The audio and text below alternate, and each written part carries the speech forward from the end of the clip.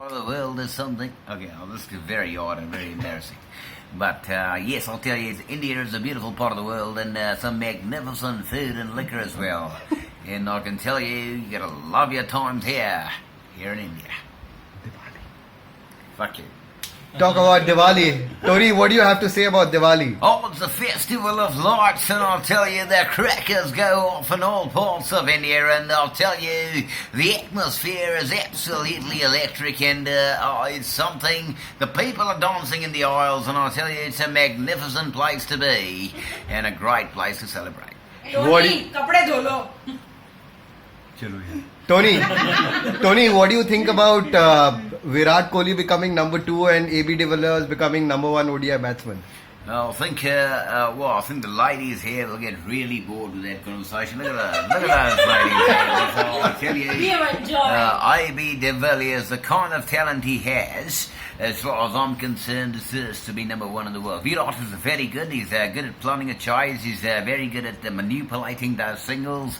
But as far as the best batsman in the world in terms of stroke range is concerned, I think it's AB, and thereby I think he's a very deserved number 1. Woo! Thank you, Tony. Tony, we're just gonna switch to Ravi for a moment, and we want to know what Ravi thinks about the new ICC rules. I think yet to be tested.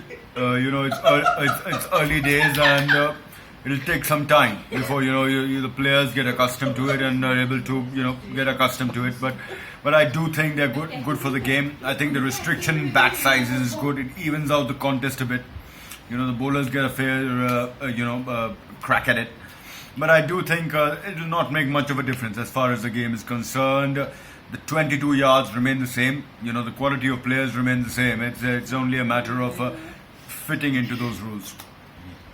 Okay, we're just gonna switch to Harsha for the moment. We want to know what he thinks about the relevance of the one-day game, whether we should just have T20s and test matches, and whether we should have like a season that makes sure that all teams get an equal kind of chance to be at the top.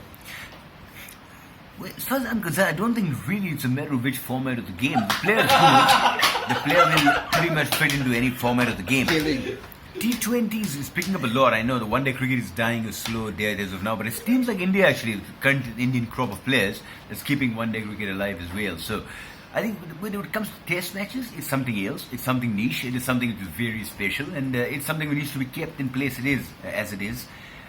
T20 cricket is a very different form of the game, isn't it? But so I would say that really every form of the game has its own space. If you go to see, whether it's Test cricket, it's one-day cricket, T20 cricket for that matter. So really, if you look at it, I think every form of the game has its own space. And Test cricket for me, though, will always be very special because that's where the real talent really goes through. Different conditions and different kind of environment.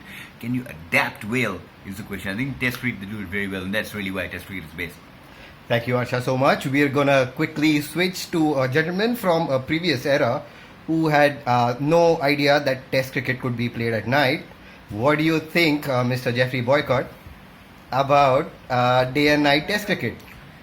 Yeah, it's a peculiar one. I sleep at 8:30 p.m. I'll tell you, Yorkshire time. I never thought I'll be playing too much cricket up there at 8:30, but yeah, it's something that's coming up there. The time is evolving. It's something very different.